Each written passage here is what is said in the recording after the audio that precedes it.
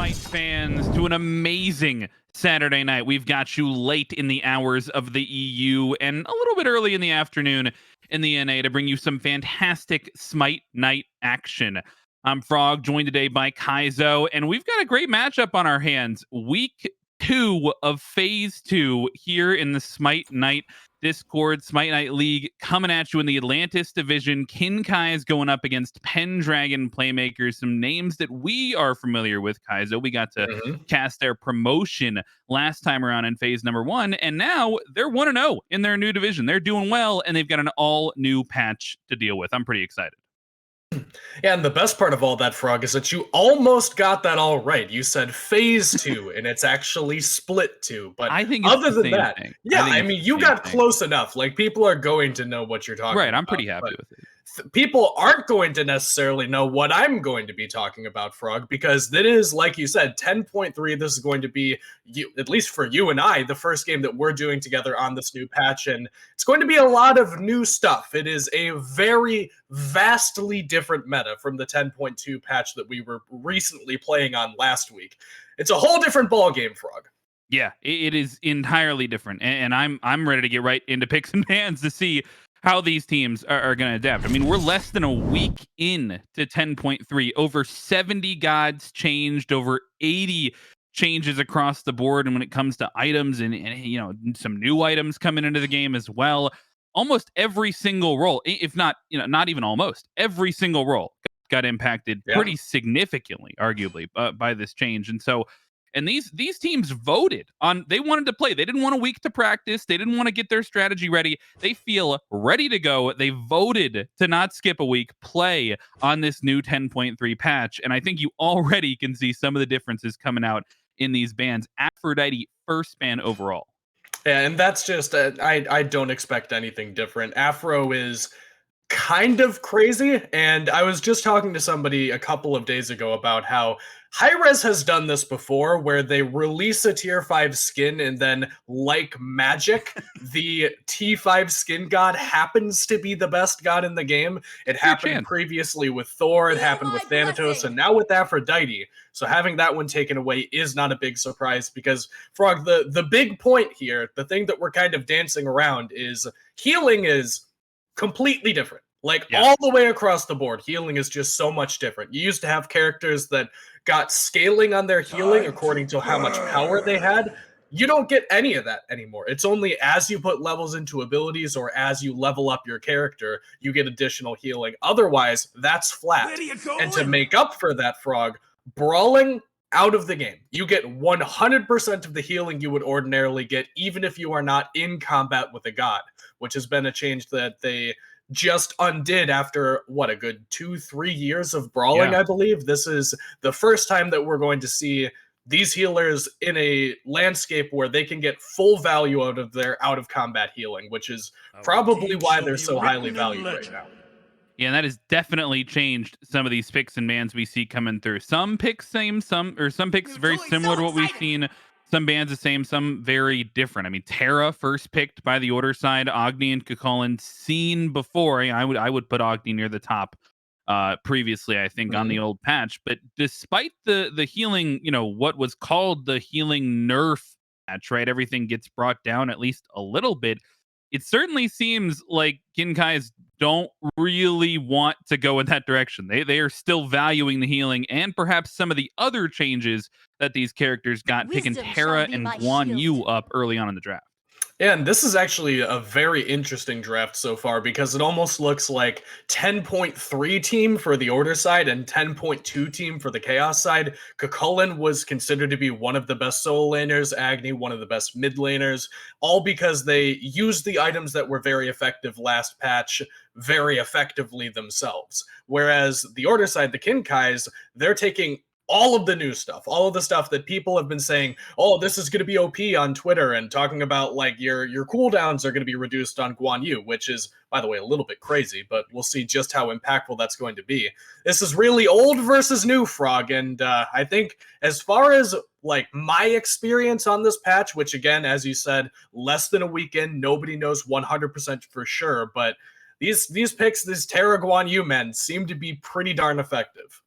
Yeah, I mean, you get all sorts of new utility on a lot of those characters where the healing was reduced, Let right? the Terra brings sounds a of couple extra slaughter protections, begin. Guan Yu shreds a little bit more. And then you add in these auto attacking junglers. Mercury getting picked for Kinkai's. On the other side, we do have that Kali picked a little bit later in the draft. Both considered sort of that late game auto attack, enter a team fight, and stick to a carry, trying to lead somebody off the map. And it makes me think about how these team fights are going to go. So far, both teams really looking for something like a space creating soul laner and a jungler to be there to follow up, which makes me immediately question, what are you looking for in terms of a little bit safer carries on the order side?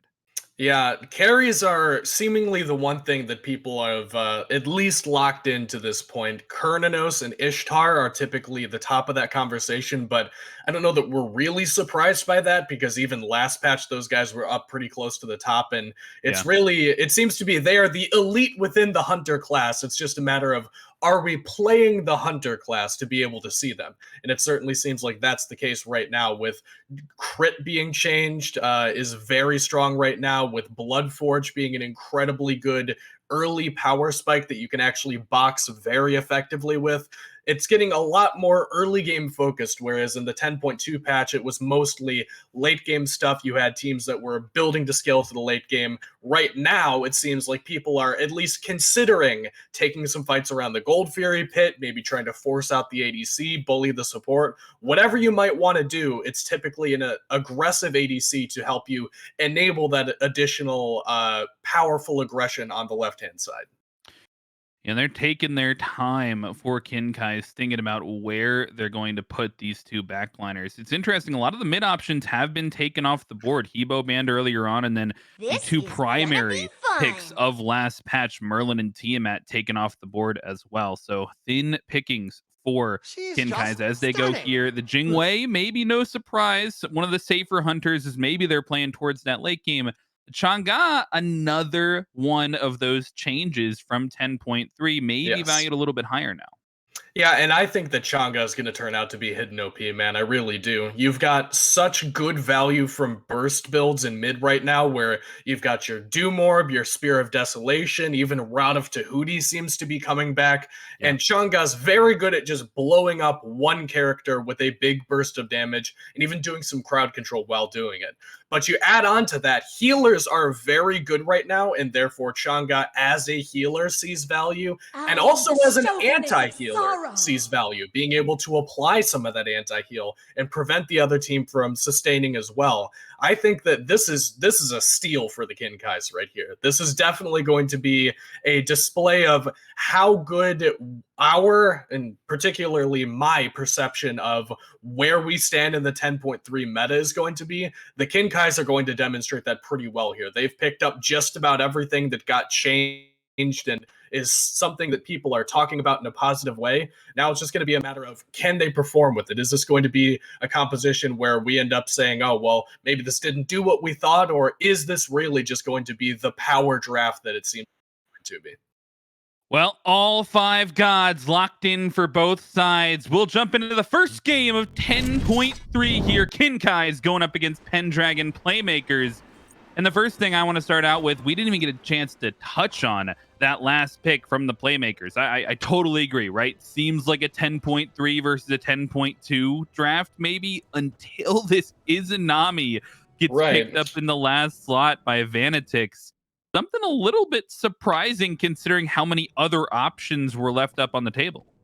Yeah, Izanami does do one thing very effectively, though, and that's get lane pressure by having clear pressure. There's two kinds of pressure you can have in the dual lane frog. You've got your clear pressure, which is where you just clear the wave very effectively, shove the enemy team into the tower, and then take all of their farm once that's done.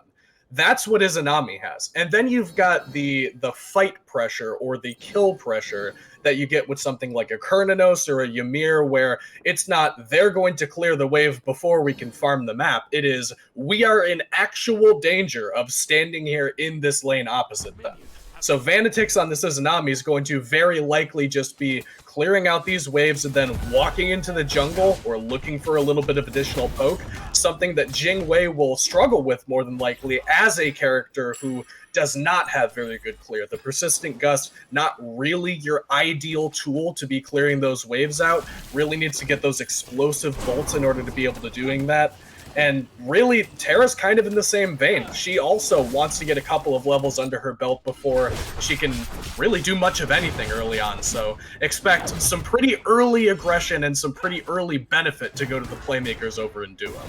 Yeah, definitely going to favor them in terms of pressure, at least early on here on this left-hand side. But as we saw those starts come out across the map, we already see a little bit of XP differences across the board, right? The jungler and the mid laner starting together for Kinkai's net stem level 2 first. Meanwhile, on the other side, we see the Kali soloing the speed buff, and the soul laner gets the chance to start level 2. I'm interested in your thoughts on who really comes out on top in these different starts. What do you view as optimal right now?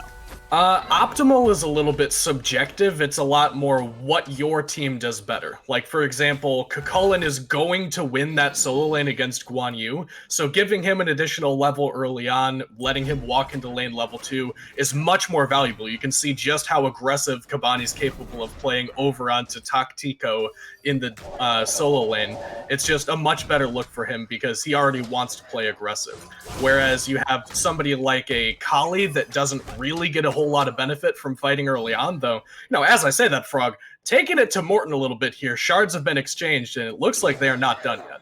Yeah, mid laner rotating over, so it will be the man advantage for the Playmakers, at least to try and fight over these mid Harpies, but will become a 2v2 very quickly as they may look for the aggression. A dash in from Cartman and a stun, a dash through, and Banana Thin so low, single-digit HP, but he's running the wrong way, and I'm not sure he has enough in the tank to survive. Cartman picks up first blood. And he doesn't pop the heal there, which is a little weird. I'm not sure it really would have mattered, but I don't know. If that's me, I'm definitely getting as much HP as possible, and that's not really what you would expect from the 2v2 that we saw there. Like, Kale I don't typically attribute with being very effective early on. Neither one of these junglers typically look to fight pre-level 5, but Kali perhaps even more so just because she is the epitome of that late game assassin. Obviously, you've got your Mercury that's going to be building crit, which is inherently late game, but Kali doesn't do a whole lot. She has one effective damaging ability, level 2 through 5. It's only once you get that destruction that you typically look to trade. So coming out on top there is likely due in part to Ruby just being much more effective early on than Banana Than is on this Chang'e. Agni is in that category of characters that can do a whole lot at any stage of the game. Every single level seems to be impactful for this character, whether it's level 4, 5, 10, 20, doesn't matter. And just good opportunity recognition from them there to take that fight and be able to get an early lead off of this Chang'e and onto this Kali. Yeah, to dash in like that aggressively as an Agni in the early game is definitely not an easy decision to make. So good on Ruby for being able to identify that as a kill opportunity. But you see the small lead coming through. Hold that thought, though. It will be the Defender of Olympus, and a great taunt comes through. But the Mercury is here as well. Morton grabbing the ADC and will try to give his team the benefit of the doubt, or at least the advantage as the root comes through, as does the ultimate, and Ptolemy finally finds the last hit onto Vanatix. Every ultimate used, it feels like, over there, and they'll net a kill back. And a great presence there from Morton. If that's just Flake Slayer ulting in, that is definitely a fight that we see going in favor of the Playmakers, as Cartman's still looking for something here by himself. Gets a good stun onto the buff, but really seems to only be looking for that farm. If it's only a 2v2, man, Flake Slayer and Vanatix absolutely take that over Silor and Ptolemy, but just a perfectly timed Mercurial to not only get the beads off of the ADC, but also able to put down enough damage to pose a threat and prevent them from taking down Ptolemy on this Jingwei. This is Morton immediately bouncing back from that questionable engagement they took on the left mids and starting to apply pressure in a very meaningful way now that he's level 5. as we move towards the mid lane here with the rotations, Flake Slayer and Psylorg both going to be heading over there. And I'm already sort of interested. Yeah, wow, is right. A lot of damage traded back onto Ruby there. But I'm already sort of interested at the dynamic that's going to come from these two supports, right? One starting Thebes, one starting Prophetic, right? We've already seen the differences in that. That's coming still over from 10.2. But that global ultimate being used so early on is just showing how much advantage they can have. Just like this does not even need the global ultimate. Cartman getting involved early again on the Kali bodes well for their fight that may get even better in the late game. Also takes the beads off of Ptolemy, so even less safe there, and just perfectly timed on that gank too, Frog, because Ptolemy's ult just came up as he died. And if he has that ultimate available to him there, there's no way that he possibly falls, but just only a second or two later, and he would have perhaps been able to live through that. And Cartman was in that jungle for quite some time. I don't know if he was looking for farm or trying to set up that rotation, but my man was down there looking for trouble and did end up finding it just as Cavani will find some trouble here. Tactico will take him down. No Athena ult really necessary there to be able to save the Cucullin because it falls either way. That's a very valuable cooldown taken off the board. Yeah, a little bit surprising that Cavani loses that solo kill advantage. I totally agree that he, seemed like he had a little bit more pressure, but Tactico taking advantage over there, and maybe another gank as Cartman looks to try and take advantage. Juan has stayed over in this right hand a little bit too long, perhaps. No ultimate available. Good trade back map awareness from the jungler as he's able to at least find something in trade, but the fight is continuing. Terra looking for something, Mercury looking for something, just forcing them back in the mid lane. It's fascinating. The junglers don't seem to be in the same place at the same time ever. It's Cartman and Morton finding their own individual bits of pressure completely on separate sides of the map. And it has been definitely favoring Cartman so far, as a dash in and a jump as well will get a stun onto Sylar, but not much else. Cartman is not one that you want to see being able to play this aggressively. You would ideally like, Frog, for this guy to have to sit there for at least, 10, 15 more minutes, but he's getting active. Morton's getting active as well, just perhaps not to as significant of effect. It's definitely Cartman that seems to be driving the pace of this one, but actually, Frog, I don't even know if that's fair. Cartman has kind of just shown up to a couple of pretty free kills and just capitalized very well on opportunities on the map. It's not really forcing things, just good opportunity recognition more than anything from this Kali has gotten him to the point that he's 3-0. A couple of last hits in the side lanes will do that for you. And at this point, the Kinkais are going to have to slow this down. 3v3 here on the mid wave, and it will be an ultimate early on, but Ruby drops the Rainfire and two members fall low for Kinkais. The damage is still continuing as Morton chases down the mid laner, needs to hit the look, but just off the mark with the ability, and miraculously nobody will fall. I say that early, and Bananathin packing lazily under the tier 2 tower. Cartman finds the min-max and will now be chased down as Ptolemy trying to find the last auto. The destruction, though, gives him a little bit more time, and he will just barely make it out of there as a taunt nets them one instead. The Pendragon Playmakers make something out of nothing. And well said there, Frog, because Cartman should have been dead to rights, surrounded by two members at that tier 2. And there's that whole opportunity recognition again. That is not a mechanically intensive play by any stretch of the imagination to walk up under that tower and kill Bananathan, but Cartman is right place, right time for 9 minutes straight to get to the point that he's 4-0. And finally, a good ult in from Flake Slayer allows them to net that kill also onto Morton, who wanted to step back up. He dropped the Mage Look kill on the Agni, wanted to make up for that by getting something onto this Kali, but unfortunately wasn't able to find it, and a fantastic taunt from Flake Slayer allows them to get that kill onto Morton as well. Now we've also got a solo kill going the way of Hugador again in the solo lane. This is a lot more aggressive early on than we were seeing in the 10.2 patch. Yeah, Cartman once again There he finds is. the trade back as well. Right place, right time.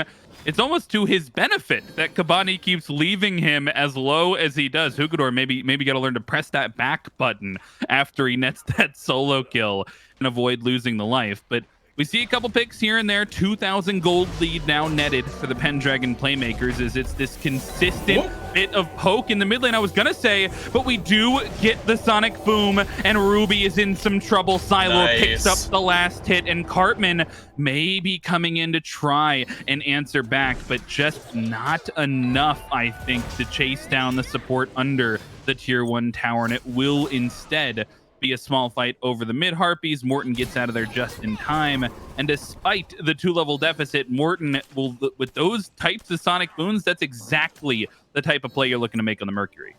We'll see a contest over the Scorpion here, Frog, but I don't expect that it's going to be anything more than that. And you're right, Morton played that just about as well as you could ask for, hitting the Sonic Boom and also grabbing the dash from Ruby as we see more fighting in solo lane. Kabani's getting help this time. Yeah, Morton was about to come over, but saw the Defender of Olympus did not want any part of that rotation from Flake Slayer, and will avoid the solo kill perhaps as a result. But I mean, as we sort of take a step back, we've got this lead for the Pendragon Playmakers. My eyes immediately go to the builds and these new 10.3 changes, and my eyes are on the mid laner, right? Ruby's still going towards this stacking build, the book build, even in that second item. Meanwhile, this Doom Orb getting some serious buffs and being taken advantage of by Bananathan. Taken advantage of is perhaps the best phrasing you could have used there, Frog, because this item is nuts. And if you're not taking advantage of it, you're missing out. You get penetration on this bad boy now. It is a crazy amount of power. It's still fairly cheap. It's a ton of movement speed too. MP5, it is everything you could ask for. The Swiss Army knife of mid lane right now. The only thing it doesn't give you is a proc effect. But Doom Orb is definitely what you can expect to see 90% of mid laners, at least early on in this patch, getting as their first item. And it is really, once again, 10.2 versus 10.3. The new stuff is all of the Bananathan build. Whereas Ruby, like you said, still going for this Book of Thoth build that's likely to be a Tablet of Destinies or a Soul Reaper. That's likely to be a Gold Fury. Yeah, likely is right. Kinkai's managed to secure it. Flake Slayer not in time to get the steal, but they may look for a little bit more. At least Flake Slayer has something to say about it. But on the other side, Pendragon Playmakers find the answer back. They'll take the Pyromancer down and trade objective for objective. They look for Ptolemy on the left-hand side as well, as they continue to try and find somebody playing the lazy back like they did last time. But just being able to trade those objectives out, that's a good map play by Kinkai's.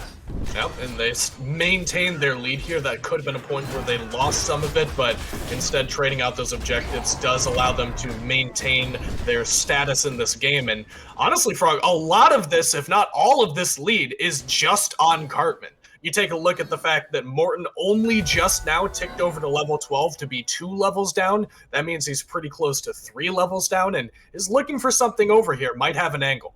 Yeah, looking for the Sonic Boom. Hits it onto Kabani, and he is trapped, but a good CC immune. Ultimate avoids the dash, and the Defender of Olympus comes just in time to help out. They're not able to take down the Soul Laner. The ultimate is just in time for Kabani. And I feel like he could have potentially grabbed that guy before he managed to get that Spear of Mortal Pain off and get that CC immunity, at which point I feel like that's probably a kill for Morton. So I don't know if maybe DR was a factor in that, but thought that they could have perhaps gotten a little bit more as Cartman blinks into mid looking for Bananathan. Yeah, he's making the play on the other side of the map. Blink in forces the relics out of Bananathan as he will get away under that tier 1 tower. But this is the constant theme we've seen in this middle lane, right? There's all of this posturing. Sylar's constantly looking for that dash, looking to get a little bit of CC out. The taunts coming through on the other side just as often, and it feels like it's really taking these junglers to try and make something happen, and you often only see that kill come through when one of the junglers is involved, and so far Carton's getting the huge edge on that. Yeah, he's definitely gotten the edge and the better of this one, and perhaps to good effect, Frog, because while Kali is very strong in the late game, make no mistake about it, she's just about the best we've got once you get to level 20 full build. Don't forget, this Kinkai's draft, all healers, they've got 3 of them for the order side. The later this game goes, the more scaling they get, the better this composition gets.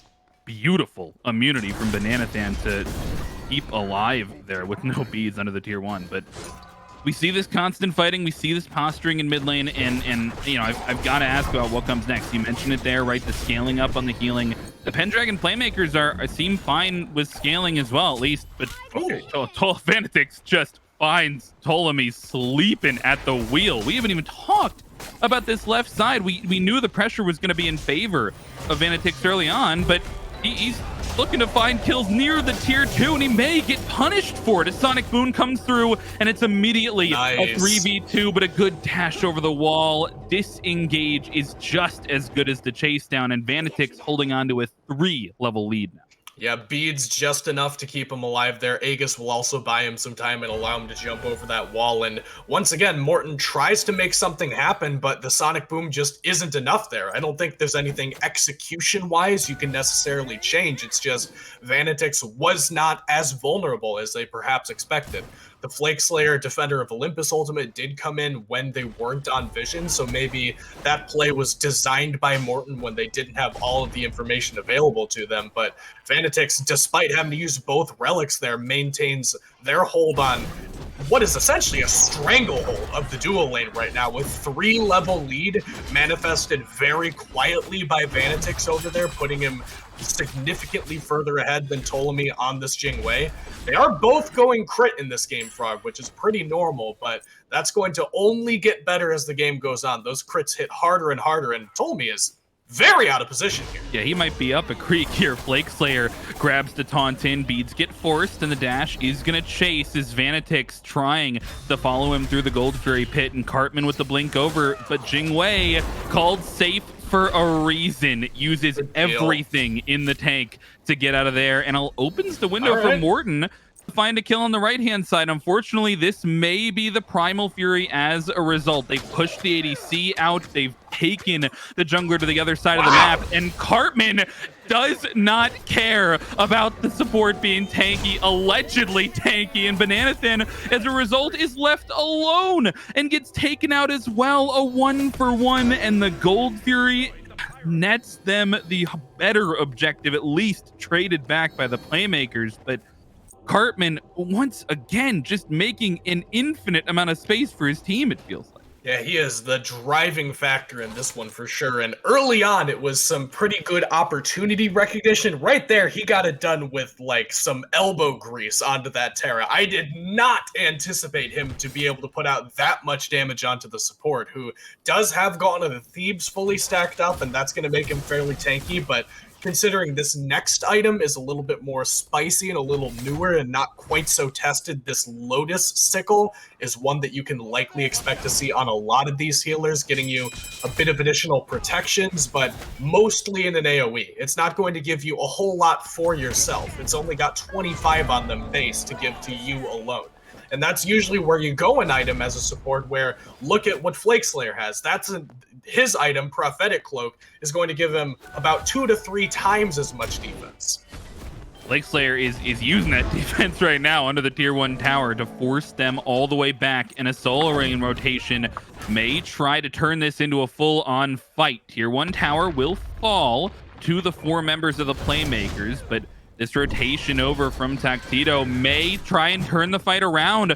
Good cavalry charge will look for the stun, and a Sonic Boom is off the mark. Good beads from Ruby, and a great stun from Terra as the ADCs have rotated over as well. It's a full 5-on-5 in the mid lane, and the healing comes into play. Kinkai's slow things down, and now they're the ones on the retreat. Kabani looking for the engage, and a huge two-man taunt shuts things down, and Sylar's the first to fall. Defender of Olympus coming through, and everybody has to run for the hills. The tier 2 tower will not be enough safety, as they will at least find 2, and on the other side, Morten finds 1. Man, I thought that was going to be a big gameplay, but the Playmakers still pushing down mid. And they've got a teleport coming in as well. Kukulkan back into the fray for this Phoenix. They could be able to take this one down. Yeah, he's pushing in. He's got all his health bar to work with, but Flake Slayer has got to fully back out, and Cartman finds his way out just barely as well. All the while, Vanatic shredding down the bird, and the Playmakers, no Fire Giant, no man advantage to start that fight out. Find a Phoenix out of nowhere.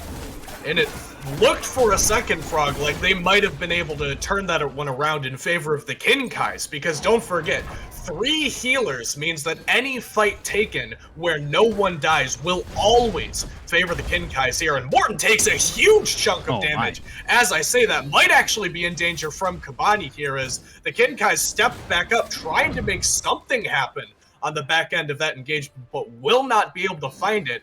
And now what was previously a significantly smaller gold lead is one that you can certainly look to play this entire map around, and actually does bring our attention to this new comeback mechanic in the game, Frog. This is where I'm going with this.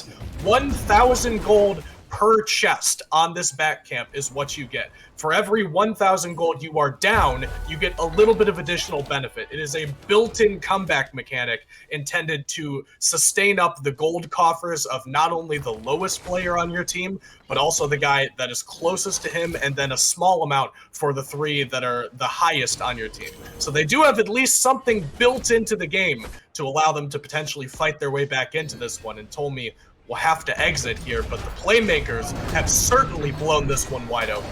This feels like shades of just 4 minutes ago, as Kabani getting collapsed on the right-hand side, but this time it's not just a Gold Fury pull. They're going to try and keep their Soul Laner alive as well. The Ankh comes through, and a good blink stun from Kali slows things down, but Anathan manages to avoid the jump and is running seemingly the wrong way, but the peel is there, the blink is there to get him out scot-free, and nobody will fall on the right-hand side unless the chase down is successful. Continuing to look for it is Hartman, but hold that thought. Ptolemy finds something out of nothing on the left-hand side and takes down the mid in trade for the Gold Fury, and the action just continues as Jugador teleports in to slow down the Pyromancer. Yeah, Tico is on the scenery, and we'll have to contest with Cartman, who does not care what role you're playing, Frog. He will continue to attack you until the rest of the team shows up. Terra and Mercury are required to force this guy away. And it is all blown wide open, Frog, all out of nowhere. The Pendragon Playmakers have all the momentum to work with. Hartman looking for the steal, won't find it, has to be careful for the answer back if Ptolemy wants to chase this one down, but all 4 members of the Kinkais seem to be on the same page, and they're grabbing the Soul Laner. Flake Slayer there to have the peel, but it may not be enough as Kabani getting slowed down by Jugador, and Ptolemy dashes in aggressively as well, even chasing down with it to the skies, but it won't be enough. Low health bars on the Pendragon Playmakers. They make it back to safety, but this may be an objective if they want to look towards it. Kinkai is just backing off. Yeah, and I'm surprised that the Kinkais are willing to play this aggressive right now, because Pendragon Playmakers just got that Phoenix in mid. Cartman is nearing critical mass, and don't forget the fact that Vanatix is inexplicably ahead of the 6-0-1 Kali. Already been level 20 for a good couple of minutes and has that Deathbringer now online, is definitely going to be swinging during these fights, and you would think that that would be a deterrent for the Kinkais, because they've got all of their late game online. Kinkais still need a little bit more time to scale up. Deathbringer is finished for both of their attack damage carries that wanted, but they still are lacking that critical 6th item and those starter upgrades. Despite all of that information, they are willing and able, it would seem, to fight off the Pendragon Playmakers around the Fire Giant pit. They've gotten their Phoenix back alive as well now, Frog. This is a very good spot for them to fight back almost into parity if they can clear this next fire wave and potentially look to play aggressive here with the Pendragon Playmakers backing. Yeah, they've got the positioning advantage on this objective, and they are certainly making the most of it, pushing all the way into the enemy team's jungle to try and find somebody out. But Wave and you're mid. absolutely right. This mid wave is pushing down towards that Phoenix. I'm not sure it's strong enough to take it down, but will at least be cleared, looked at by Morton, which gives positioning back to the Playmakers. And now they may be feeling like the ones with the onus on them to find the first pick, find somebody to take down, as everybody is dancing at a knife's edge at this point. Xylor picked up, and the ultimate gets popped.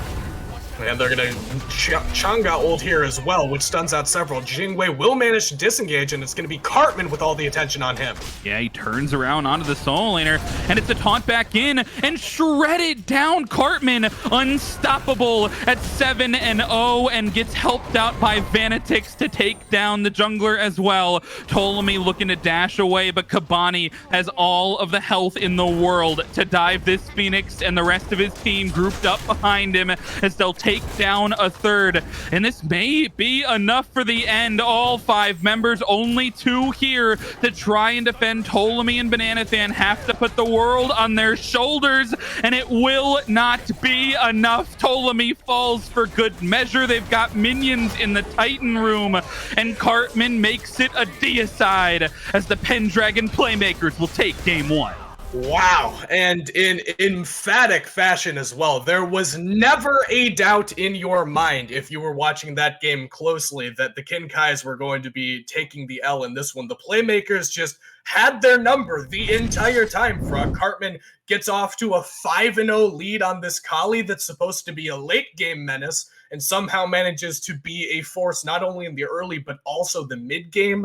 They never let this healing composition get online. In every single fight, they played to the end. They absolutely went to the last member alive each time they ended up fighting, which is the only way you can play against these healing compositions. If you let them back up, if you let the Guan Yu, the Terra, the Chang'e sustain everybody back up, you are going to be at a disadvantage. But because they played so far forward, because they waterfalled through all of these team fights with this Kali damage, it just didn't matter how many healers they picked. I mean, even in that mid lane fight earlier on sticks out to me as sort of not necessarily the turning point, right? I mean, they were definitely ahead before that, but the fact that we saw Kinkai sort of back up, try and get that healing off, and it was immediately seen as the go button for the Playmakers. They didn't waste any time. They found their opportunity. Huge taunts coming through from Flakeslayer. 0, and 9. That's a perfect support stat line if I've ever seen one. And frankly, I think you have your work cut out for you if you're Kinkai's. And the first thing I'm looking at is the draft. I think there's a pretty obvious thing you might want to take off the board. Yeah, the Kali definitely was the driving factor of this one, and I do think that my man probably could have done that on most characters based on the way that game played out. If he's in the right place, right time, it doesn't matter what character you're picking within reason. You can definitely get off to a similar lead, and when Cartman's playing that hot, when he just has the game under his thumb, I don't think it matters what you pick. So I say, I totally agree. I think you take away the Kali for sure, but I'm just not so sure how much effect that's going to have. Well, we'll see how they can adapt after this. We're going to come back towards game 2 right after this break.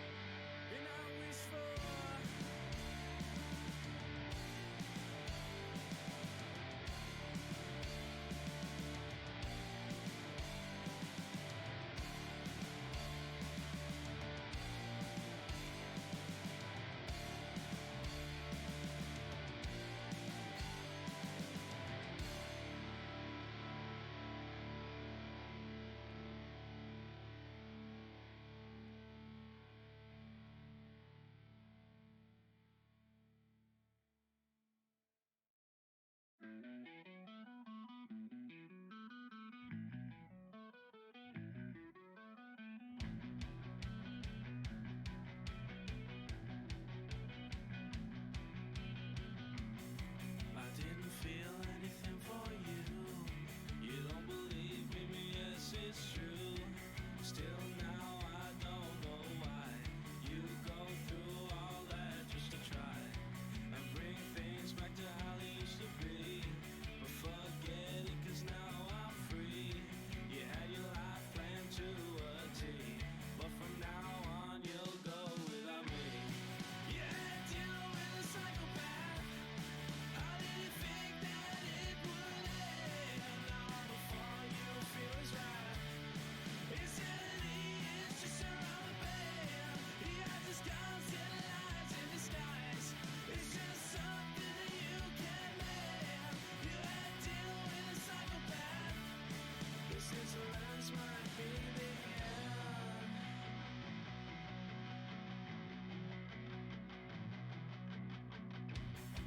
He had you right where you wanted you, and I'm sure that you knew it too. You played right into his hands while I buried my head in the sands. You should have stopped when you had the chance, but he took you to your last dance. You know I'm not gonna lie. When it happened, all I did was die. You had dinner with a psychopath. How did you think that it would end? Not long before you feel his wrath. Insanity is just around the bend. He has his guns and lies in disguise. It's just something that you can make. You had dinner with a psychopath. This is the last might be the end.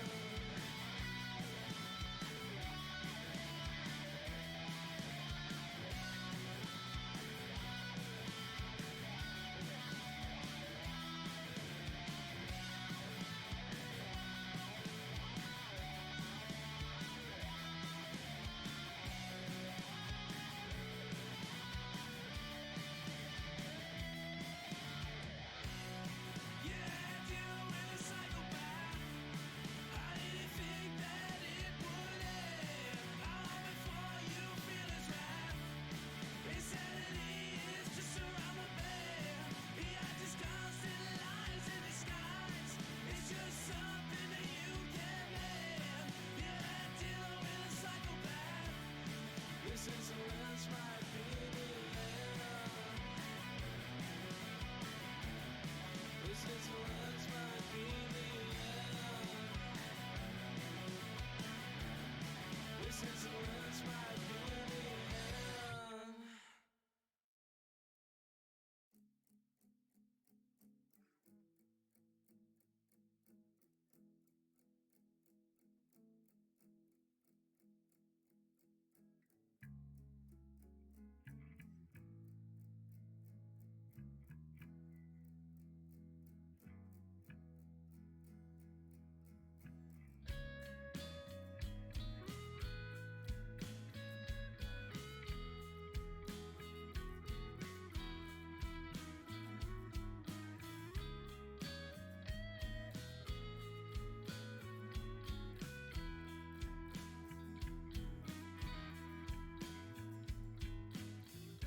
How long till I see you again? How long till I hear your voice? I don't wanna lose you again. I wish I had a choice. It always eases my pain, keeps my mind in tune. But like all good things, it's gone too soon. It's the end of the road, I can see it coming.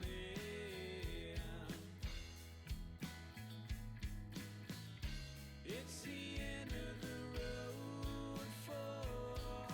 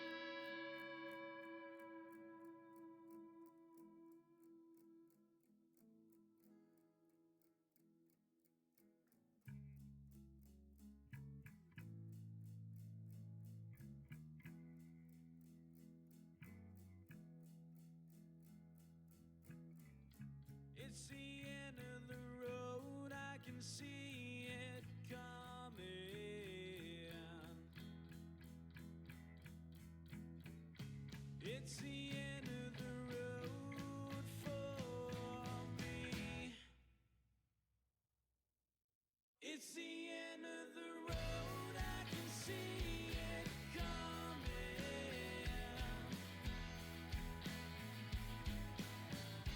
It's the end of the road for me.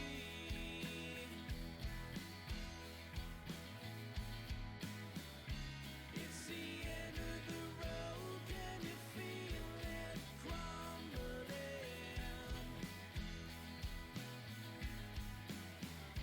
It's the end of the road, can you see the debris?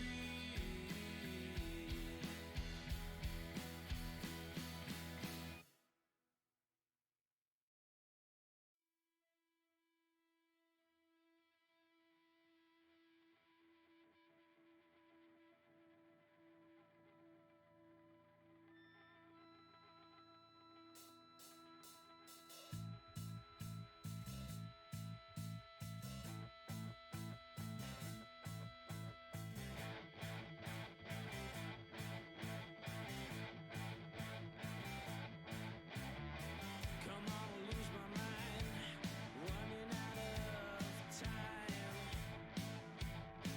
Come on and start a fight, come on and cross the line.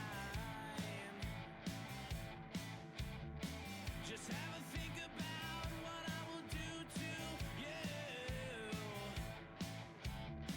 I'll make you see red, I'll turn you black and blue.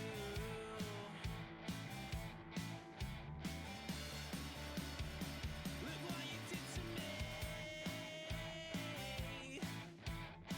It's something you can fix with just some stones and sticks. I'm gonna take a bow after I show you how. And when we're all done here, I'll be through.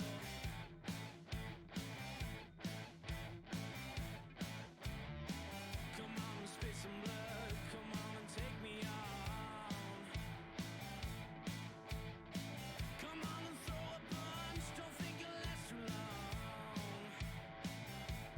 Smite fans, game number 2 on the horizon. Kinkai's going up against the Pendragon Playmakers. Still Frog, still Kaizo, bringing to the action. And after that game 1, I feel like I kind of have whiplash, man. Like that it feels like that happened out of nowhere. Playmakers had the lead, sure, in all of game 1, but that's the first time in a while I've seen somebody just walk down and end the game. No fire giant needed. They just won a fight out of nowhere. Yeah, and to be fair, it was at least a fight near a fire giant. So you could argue fire giant played a role in that game being ended, but you're definitely right. Not needing that objective to even break the base in a relevant enough way to be able to end the game is probably due in part to the fact that my man Cartman put their team in a position that is good enough to take a Phoenix 19 minutes into the game, pretty much uncontested. They were there, they tried their best, but there was no shot that they were going to be able to keep that one alive. So having that base already weakened, having that Phoenix already missing some HP was definitely a very relevant factor there, but not needing Fire Giant, man, that's indicative of you playing the game incredibly cleanly. And I think that Cartman and co definitely did that in game 1. Yeah, not just Cartman. Like I feel like the unsung hero of that game might be Vanitix. I mean, we didn't even go over to the left lane at all. It felt like during the middle stages of that game, he quietly amassed a 3-level gold lead out here soloing the safest hunter in the game, arguably, on this relatively new pick to 10.3 in the Izanami. Yep. And then he just shreds down the 19-minute Phoenix, right? And they're just how they work as a unit. There's a lot of changes that we have to see from Kinkai's, I think, here in this draft. Not only in the game, right? Obviously, how you play those team fights, but we're ready to go right into these picks and bans and see how they are planning to adapt in this game number 2. And I think a good first step is probably to address that jungle pick. Yeah, take away the Kali, I think, is definitely a good start. I do stand by what I said at the end of the game in the first game. I do think that it's likely that Cartman could have gotten off to a similar lead based on the way that game was played out, regardless of the pick he was playing. It was more right place, right time than Kali being incredibly good for what he did. But to his credit, when he actually got to the point where he was in the team fights and he had all his items, the Kali looked very, very good. The lead maybe a little free, but the impact done with that lead was certainly specific to Kali and his ability to pilot the god very well. So I think Kali taken away would be a good start. And then honestly, Frog, with how successful the Playmakers were with a team composition that we have not seen to be very effective in the 10.3 patch, more a vision of patch past, maybe that's the play for Kinkai's. Go back to the stuff that you know, the stuff you're more rehearsed with. Obviously, the Terra Guan Yu Chang'e is not likely to be things that they are very well practiced on. That's likely to be things that they're doing for moving forward. Maybe turn the clocks back, look to see what else was left in the tank at the end of 10.2, and pull something else out that looks like what the Playmakers had. Well, we are certainly seeing them think about this first set of bans, no doubt about it. And notably, a little bit of a switch up there. Sorry about that, folks. It is going to be Kinkai's on the Chaos side, right? They've chosen after the game to go towards that second pick, and immediately we see these picks and bans come through. And it looks like they're going to address the Athena first off the board instead of that Kali. Still an opportunity to ban it down the line, of course, but I'm more focused on the fact that they went towards this second pick. Clearly, they've got some draft ideas in mind. Yeah, and I think that because of the fact that they didn't feel like the picks that they got were as impactful as they perhaps would have wanted, I think it is pretty common for teams to swap over to that second pick because they're thinking, well, we got the one pick we wanted. We got our Terra or our Guan Yu or whatever else they might be picking first overall, and that doesn't turn out so well. So you say, well, we'll give them their one pick and then get two of our own pick. And it's going to be the Ao Kuang selected first overall. So once again, the Playmakers picking something that you don't see a whole lot of in 10.3 so far, but very popular and very common on the previous patch. They don't seem to be bothered at all by any of these changes, Frog. They are still playing what was working for them. And I mean, to their credit, it is definitely still working for them. Yeah, hard not to believe in the Ao Kuang first pick after what we've seen from the start of Season 10 in general. But that's the punishment of seeing these bans change up. You take the Athena off the board, they get the chance to go to the Ao Kuang. Notably, the Hercules also banned in game number 1, not banned here in game number 2, and it's still the Kakulin being picked for Kinkai's along with that Merlin early on was banned in the second stage of bans previously in game number 2. So already the second pick seems to be benefiting them as they grab their preferred mid laner. Yeah, and a vastly different draft landscape here for the Kinkais, who go back again to the Merlin that was considered to be the best, if not the second best mid laner, contested only by Tiamat in that conversation on the previous patch. Excuse me. And then Agony, certainly a good third pick in that conversation, is one that it looks like the Pendragon Playmakers will go back to. That was definitely a pick that they looked very good at in game number 1.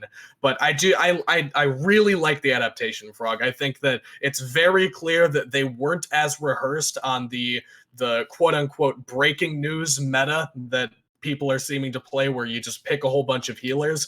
That's not a style teams have practiced in several seasons. So I like going back to what you know and perhaps just finding a little bit more comfort with things that you've played a little bit more recently. Well, actually, I heard that Smite Night actually banned away all 70 gods that were that's changed. A lot.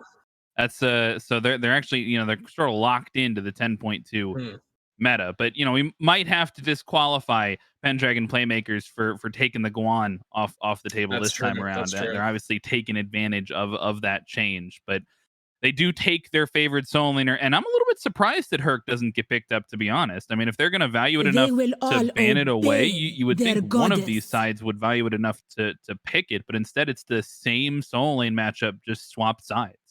Yeah, and it could very well be the fact that they just know that there's a Hercules player on the other side and were perhaps a little bit more afraid of it in game 1, but realize that they can put their focus elsewhere, really trying to make sure that they get these mages off the table instead. I don't think that Hercules is necessarily one of those Yamoja style picks where it's like, a great Yamoja is incredible, but a good Yamoja is not as impactful. Hercules is pretty dummy easy, if I'm honest with you, Frog. And I say that as Hercules is my most played warrior, so don't cancel me for that viewpoint. But I definitely think that allowing them to play it and seeing whether or not it's going to be an issue before moving forward into this set and trying to adapt on the fly, I think is a much better look for them, as we see the Maui locked in here. And once again, just going back to the stuff, we've seen it before. It's very well practiced. You know that your support's going to be able to play it. This is a very, very strong pick, not only for the current patch, but also even in the end of Season 9. This guy is real good. Yeah, this Maui Ishtar lane may have won Worlds if I recall correctly. Yeah. So definitely High some praise. precedent coming there for Kinkai's to value that one. But a little bit of surprise here to see these last two picks on Pendragon Playmakers. Perhaps no surprise to see Vanatix back on the Izanami into the Ishtar matchup this time around. But Ganesh coming out. Obviously, you know, we've seen the value of Ganesh across the past couple of seasons. One of these gods that never seems to fall completely out of favor, but doesn't feel like it is like potential to be the difference maker into this team comp. Feels fine, but I'm not sure it's the support pick that I would have gone for. Yeah, Ganesh is very, very good into Cucullin because you just make him be quiet when he's incredibly angry and has a whole bunch of buttons he wants to push, and that is incredibly frustrating for the Cucullin player that would like to just slam his face into his keyboard and hit every button that's on it. And then it's also one that is fairly safe into this Maui, because a lot of the value that you get out of Maui is specifically ulting these tanks and pulling them in to be able to burst them down.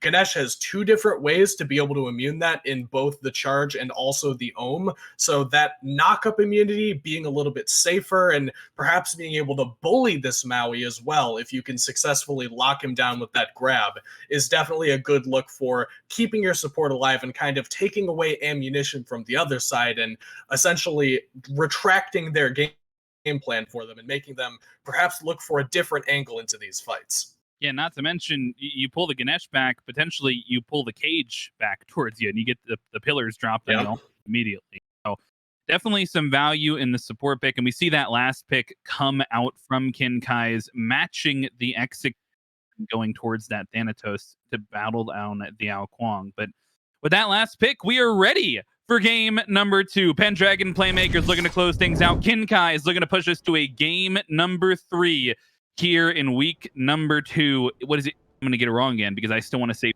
50-50 shot. Split 2? Did I get there? There you go. He's got it. Oh, I'm right on the ball.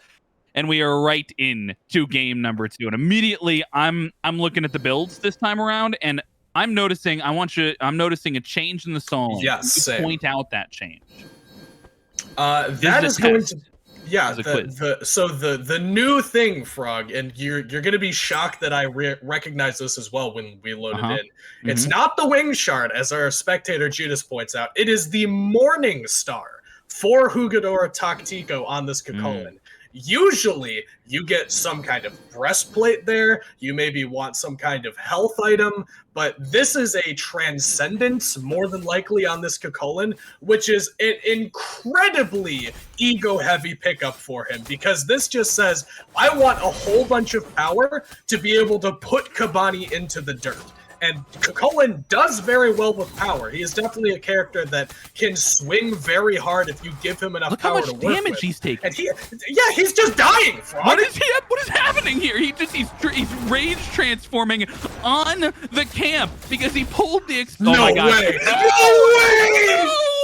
way! Elder Satyr finds first blood onto Hugador Tactico. That's you, man. Break it down. What am I supposed to say about that? This guy grabs Morningstar first item and shows his ego and then gets soloed by an NPC, Frog. What do you expect me to say about that? As now refocusing, Frog. Let's talk about this duel. Well, let's talk about this gank. Cartman doesn't even get here in time. Vanatix taken down in the 2v2 as Ptolemy finds first blood, at least first blood not by an NPC, which is the one that rewards gold and everything. So important to reward that over to Ptolemy, shutting down Vanatix a little bit earlier on here. than in game number 2. And game number 1, we expected to see more action over in that dual lane, some serious pressure coming out, but actually game number 2 and Kinkai's find the first advantage. God, what do you? I'm just still shook, Frog. Like, how do you walk into lane and face your lane opponent with a straight face after dying to an NPC in the first minute of the game? Like, if Jugador Tactico even goes even in this game, he's got the mental of a champion, because I would be in shambles right now. Oh, I would have turned off the computer. Yeah, like that's a slash exit kind of moment for me. Yeah, that is that is a rough one, and certainly does not bode well as he's going to try and stack up this more aggressive item early. Right now, the opportunity is there to really put some pressure over on this right-hand side, but Morten may be recognizing that and wants to help put down the enemy solo laner early on. Blink in will slow him down with the scythe. The silence comes through, but I don't know that they have the chase potential to try and turn this damage around onto Kabani, as he will stay alive. But yet another fight happening over in the dual lane. Will be the dash out from Vanatix. The pull forces the beads, and we will escape this time. But Kinkai's dual lane is on a mission here, man. Yeah, we said, this is the world's winning dual lane. It looks like the players that won worlds as well picking up this dual lane. Sylar and Ptolemy are taking it to Flake Slayer and Vanatix, who both of whom looked incredible in game 1. We specifically called Vanatix's jersey number as the unsung hero of that first game, and Flake Slayer played so well on the Athena game 1 that he gets it banned away from him. So the fact that they are now not only bullying them into the tower, but also getting first blood, forcing the beads early on, this is an incredibly good look for the Kinkai's duo lane, who, we expect them to play aggressive. We expect them to be very effective because the characters they picked are just that good. But, it's looking like the players themselves are just that good as well, Frog. Yeah, off to a hot start in this one, as Bananathan getting poked down quite a bit by Ruby. And I think noticeably in this mid lane matchup, we even got to talk about the major differences, right? Bananathan going towards this Merlin certainly has maybe a little bit more damage potential, more AoE in these team fights. You could talk about how he's going to do in team fights all day, but certainly it feels like this early pressure, the early pressure that allowed him to find a solo kill onto Ruby in game number 1, not nearly as easy to find on this pick. No, and especially if he's going to be going for this book build on Merlin, that's definitely one that's going to be keeping him much, much lower down in the ability to play aggressively and make something of himself early on. You can see he just now finishes up that Book of Thoth, which is a fine item once you have it fully stacked, but Frog, 75 stacks on that item is going to take you a very long time, which is why you have to build it this early on. But that means that something like a Doom Orb that Ruby picks up, which gets all of its value front end loaded and is very, very strong every single step of the item as opposed to just when it's fully stacked, Ruby is going to be so much more impactful early on just because he's got a lot more power to work with. Yeah, and it's interesting how we see him adapting to the game state, right? It was Ruby on the same pick that went towards the Book of Thoth last game, but now taking the pressure a little bit more seriously as some damage being found over here on the right-hand side. No way!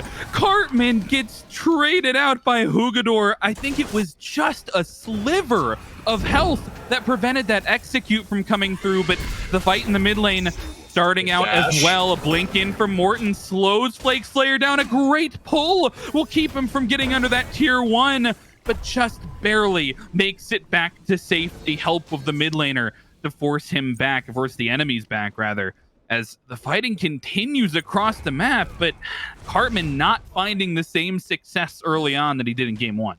Yeah, and both executes used there by each team, and neither one to great effect. Granted, Morten just outright missed his ability, but Ao Kuang Cartman gets his immuned by the Spear of Mortal Pain ultimate by Jugador Tactico.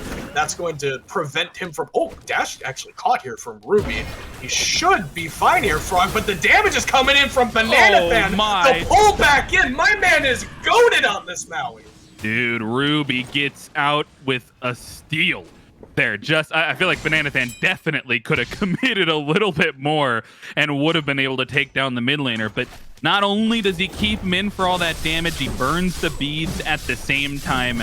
And you're absolutely right. Sylar looking like a completely different player given the playmaking tools that Maui has in his kit, and Cartman looking like a different player as well. He's the one on the run from Morton here in this early game, and into the sky. They're going to try and take advantage. He is in his own jungle, and the enemy team just does not care. Ruby has the Rainfire looking for targets over the wall, but everybody backs off. A clean pick for the Kinkais. Make it two! Vanatix soloed out. Ptolemy, everybody looking better for the red squad. Okay, Ptolemy, I see you taking down the ADC Wonder Kid Vanatix here, and you know what can be said about Cartman, because he popped off game one, got off to an incredible start, and just carried out that lead, and seems to be still harboring some of that aggression and some of that precedence toward being the more aggressive one. He took a trade with a Thanatos. Frog. He traded with Thanatos, the most early game jungler to end all early game junglers, and he dashes out of the way of the scythe, feeling himself, walks back up, but as soon as he steps back up, the rest of the team realizes, hang on, this guy's got no escape, and there might be no escape for Bananathan either, because he's under the tower, and now Morton's here as well. No, it's turned around though. Morton just walks in as Bananathan was the one under pressure, but Morton, he finds one and he's looking for two, has to hit it, and on the marquee is a double kill cleanup for the jungler, turning things around in game two. And Morton now, in the same manner that Cartman drove game one, is definitely the pacemaker and the pace setter here in game number two. He has already gotten 3 kill participation on this Thanatos, 2 of them being executes, most notably, as purple buff stolen away by Sylar. That's the worst feeling. It is the worst feeling, but you know what else feels bad is being behind a Thanatos, because this guy is crazy scary from ahead, has all the damage in the world from the flat pen built into the kit to not only kill these backliners very effectively, but also has the execute required to be able to burst down these tanks. Morton is in a very good spot here to have a similar performance to the one Cartman had in game number one, and Vanatix is not in a position to save his team. Sylar pulls one back and blocks off the entrance with the ultimate, but both supports ults get dropped here, and it's really mid laner versus mid laner, and Bananathan comes out on top as another solo kill happens on the left side as well. The pings coming out from a frustrated blue squad as they may lose one more here under the tower. Perfectly timed. You can't say many more things, man. These guys are moving like a well-oiled machine. And it really does seem, Frog, to be just as simple as they were not ready to use the team composition they drafted last time around. They're moving toward this Gold Fury now, which should go down for free, and it seems to me, Frog, like they are so much better practiced on this. These are all characters they're very familiar with. They're not figuring anything out on the fly. It seems to be just as simple as these are gods we are good at. We tried something new in game one. It didn't work. We recognize that. And pivoting now to something that they are so much more experienced with, so much more seasoned with, they are very, very scary here in game two. Yeah, and let's take a second to talk about the game state, because it is only 10 minutes in, and we're already seeing more than a 3,000 gold lead, right? And the experience leads across the board are favoring Kinkais as well. A 2-level lead in mid, a 3-level lead over in the ADC role. Everybody feels like they have the edge, except perhaps this solo lane matchup, which Kabani is maybe benefiting from dying to the blue buff earlier on in this game, as he has found a slight lead over Hugador here on the right-hand side. But everybody else feels not only in a commanding lead, but that they're pushing it so well. They find the first objective, they're finding kills seemingly out of nowhere, and Vanatix is feeling it right now under his own tier 1. Ptolemy finds a ranged crit and is now battling with the jungler. If he can turn this one around, it may be curtains for the mental of the Playmakers, and Ptolemy is on Fire with a double kill as they look for even more action under the tier 1. Agni dashing away, but won't be able to get out of range of Bananathan with the fire stick. Takes down one more. Flake Slayer dashes in, but he's got to be careful. Morton's behind him. Yeah, he does want to try and turn around to 2 low health members. He may be able to find a kill from himself, but it will almost be traded back by Morton. At least they find an answer back, but the support... Oh my goodness! The support is not who you want that kill on necessarily. Kabani rotating over may be able to find a second answer back at the very least here. Hops on the cavalry charge, but the bubble's gonna save him just barely back towards the tier 1 tower, and Kinkai's just cannot do anything wrong at the moment. You gotta imagine this is like, it feels really good right now. It's only 12 minutes into the game. They've gotten the Gold Fury. They're pushing their lead well. What is the window here for the Playmakers? How do they find their way back into this game? Man, I'm not really sure, because it feels like just as the Kinkais can do no wrong, it feels like the Playmakers can do no right. Their only lead in this game, Frog, was coming from the Soul Lane over here, because Kabani died to an NPC camp. That is the only thing so far to really go right for them. I mean, you can credit Flake Slayer with getting a rare Ganesha kill as something very impactful on this one, but I mean, even now, Kabani is struggling and getting ganked by Morton. Yeah, Morton finds his way over here. The one lead that Pendragon Playmakers had on the verge of getting shut down. But the peel is here. Flake Slayer not in time to save his soul laner, but may be in time to suffer the wrath of the 4 members of Kinkai's that have found themselves in this right-hand side. Nobody willing to step up further than that, though, and the landfall off the mark. They'll just take the one pick and head out of there as Ptolemy may be the new focus in this left-hand side. But yeah, I mean, they recognize that even that lane, even that one lane that is a little bit ahead for the Playmakers, they find their way to focusing that. And Morton is once again, the jungler finds their way to be the driver of this game, right? 3-0-3, not necessarily off to the huge kill lead that Cartman was. But Cartman feels like he has been nowhere this game. I feel like I haven't seen him since minute 2 when he died in his own jungle. Yeah, and you can see it on the net worth charts as well. Second on the map here. All 3 of the damage dealers for the Pendragon Playmakers are below just about everybody else on the map. And that's never a good game state for you if you're looking to get back into this one, because they just, Frog, they don't have the items that they need to be able to deal the damage. They have 2 items online for everybody except for only now their jungler and soul lane are starting to build into a 3rd item. They are at a significant disadvantage, and being able to fight back into this one is going to be incredibly difficult. It's going to have to come off of trades. They're going to have to take a low percentage play, or they're going to have to do something, because just letting the Kinkais do all of these objectives, they've rotated the ADC into mid. This is not a good look for them, so they're going to have to do something. Primal's a good start, but it's going to have to be more than that, because the Kinkais are not stopping yet. Primal's a good trade, but does open up the map state, and we are in store for a big fight. A blink in, though, and a silence traps everybody in the pillars. Bananathan finds the escape, but it opens up the window for Cartman to take down Morton on the other side of the fight. And all the carries can do is run away. As Cartman has flipped the switch. He turns it on, he finds 2, and he facilitates the rest of his team, just continuing the rush under this tier 2 tower. Falls as well, and they are not deterred. Sylor is the next one to fall. A falls, and Bananathan may make it 5 if they can find him, but just barely clinging on to life for the Kinkais, and out of nowhere, the Playmakers find 4.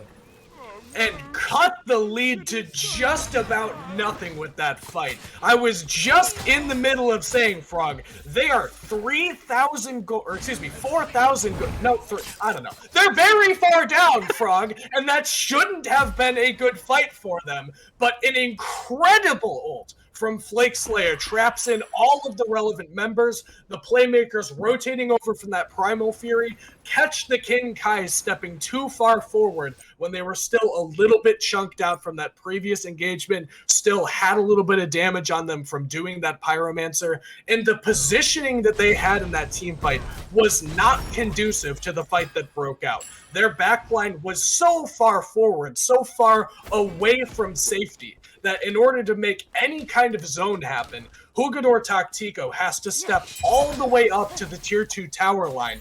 He gets devoured by the backline of the Playmakers. Their frontliner ends up getting executed. That allows Cartman to jump back into the backstage of that team fight. It was a perfectly drawn up and executed plan from the Playmakers, mostly on the back of just an overstep. Once again here from Bananathan, whatever happened to the Playmakers in the last 2 minutes of this game, they are dialed in here. Yeah, and it's still, the onus is on them. The push, it is a graveyard, it feels like, in terms of relics, and as such, no beads there to prevent the execute, no beads or Aegis to prevent the Merlin's death, and they're looking for even more. A dash in for Mubi. Sylar gets slowed down, but they don't have enough. They don't want to chase down on the tier 2 tower. They're way more interested in the Fire Giant. 17 minutes in, it's going to be slow going in terms of the DPS that's coming out here. They're doing their best. They have no ADC. And it's a split battle. Sylar has found his way in, and look at Morton in the air. They secure the Fire Giant, but the fight has to happen on the back end. Morton, amazing. They do steal it. Morton does not take the kill, but does fall. And regardless, it's the steal of the century as they take the Fire Giant, and they'll find themselves in a good position taking it away from the Playmakers. No Phoenix on the left-hand side, but I don't even know what stole that. I got caught completely off guard, and Ruby, he is not long for this world, and Ptolemy makes a solo play of his own on the left-hand side, and Kinkai's keep themselves in the game. This is nuts, Frog. I mean, I thought that Pendragon Playmakers were just gonna run away with this one. The momentum was all on their shoulders. They are chasing the Kinkais into their jungle, killing them back and forth regardless of where they're standing. And yet somehow, by some miracle, I don't know if it's Morton that steals that, I don't know if it's Sylar on the Maui, but taking that one away and also getting good damage onto the left Phoenix. I mean, Ptolemy got so much farm, wasn't even needed for that play, and the Playmakers were moving exclusively off of momentum. In the last several minutes of this game, they have been swinging the pendulum back into their favor slowly but surely, but it wasn't anything tangible. They didn't have a gold lead. They didn't have an XP lead. So taking away the momentum that they had with that Fire Giant steal is all that they seem to need for the Kinkais. Yeah, and Kabani needed a little bit more help there on that right-hand side, if I do say so myself. But no, you're absolutely right. Kinkais, they held on to their lead, even through that one-loss team fight. They held on to their lead the entire time. It got smaller, and now it's gotten bigger once again. A steal on the Fire Giant, a couple picks here and there, and it's once again a split map. The Playmakers forcing a response out of the Kinkais, and Morton will back base to try and stop this Phoenix push. He's successful, but it's a 4v2 over here on this right-hand side, and they've got a Runic Bomb to help out. Dharmic Pillars dropped, but the damage on the Phoenix is looking good as it's down to 25% HP, and Flake Slayer trying to body block the autos, and will slow things down. Ptolemy finds the kill at the end of the game, though, and Sylar gets taken out in response. Vanitix finds his way back to base and takes down the second, and it's the Playmakers answering back once again. Hello? But Ptolemy continues to surprise. He has the Bloodforge proc, but it's not enough. And off the mark with the ultimate. Oh my goodness, Kinkais. They get the Phoenix. They get a couple, but it's a Playmakers deicide if they can take down the Thanatos, and they do. They'll lose a bird, but they'll defend their base. Oh my god, Frog. And Morton doesn't manage to stop those backs for long enough, so not only Cartman, but also Vanitix successfully gets back in time to at least try to defend that Phoenix that could have been so much worse for the Playmakers if they didn't successfully get their damage dealers back into that fight. But even when they arrived, man, it didn't matter. They had so much of a head start for the Kinkais with not only that runic bomb, but also being able to step forward and get such a good zone off because there's not any damage dealers there yet. Their positioning around that objective fight was as good as they could have asked for because they could just set up however they wanted. There was no threat there yet other than Ruby on the Agni, and he's only capable of doing so much. And it's sheerly a numbers advantage that result in the Kinkais netting that Phoenix, and that is going to be very impactful here around this next Enhanced Fire Giant fight as they pull Flake Slayer back in, but he should at least be able to walk out of this one. Yeah, the landfall gets used early on there in that one and now will not be available for the incoming Fire Giant fight. Still, though, only 22 minutes into this one. Not an Enhanced Fire Giant, not even early enough in the game, or late enough, rather, that they're shredding this one down. So somebody has to find the advantage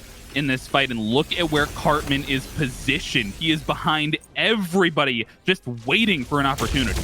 And he's going to have to wait much, much longer because the Kinkais are very confidently stepping forward here. Look at Ptolemy on the flank by himself, wrapping around.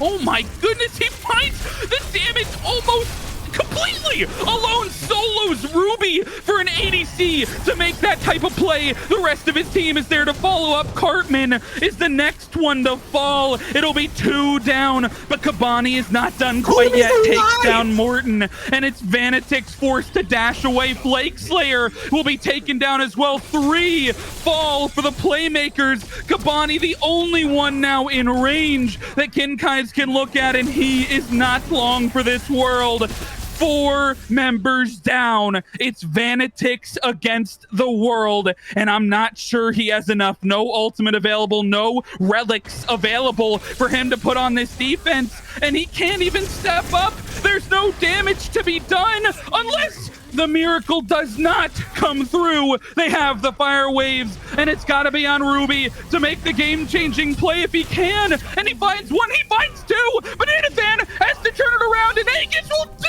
it! We're going to a game 3, baby! Game 3, baby!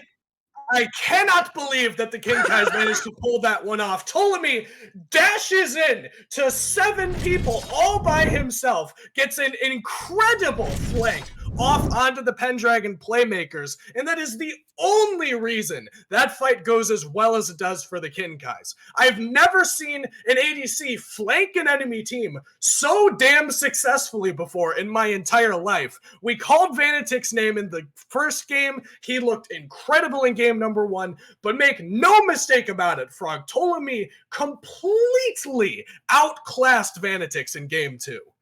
Yeah, I am at a loss for words, man. Like, I don't even know. Game 1 was confident lead from the Playmakers. They don't need to get Fire Giant. For the record, nobody needed Fire Giant here in game number 2, although they did get one. But, like, it just felt like they just ended the game out of nowhere. 22 minutes, 23 minutes. Same thing in game number 2, but it's the other side. And Kinkai's not only steal away the early Fire Giant to feel like to stay in the game, like that almost feels necessary with how they won that game. That steal comes through. But I mean, I don't even know how you quantify that. Like, I feel like obligated to take the Ishtar away now in game number 3, surely. But I don't know, like, how do you improve that? He's a different player from game number 1. Why would you ever give this guy Jing Wei? Yeah, I don't know, because he played so damn well on the aggressive pick, and the Maui definitely a facilitator, at least early on, in allowing that to happen. And don't forget the impact that Morton had on the early stages of this game. Doesn't show up quite as much later in the game, but doesn't need to, because the backline of Ptolemy and Bananathan did all of the work you could possibly ask of them and more. It really feels like the ball was snapped to Morton, he hands it off to Ptolemy and Bananathan, and they just ran into the end zone. And there's a football American style reference for all you EU folks, but that is really as simple as it felt, because it was just one stage of the game. Morton's just doing his thing. Then we get to the middle stages, and it looks like for a second there might be a comeback brewing. But like you said, that critical Fire Giant steal, that was for sure the turning point there. Whoever stole that Fire Giant won them that second game. Well, battle back in game number 1, action for game number 2. We are in for a barn burner for game number 3. So stick around, folks. We'll be right back after this break.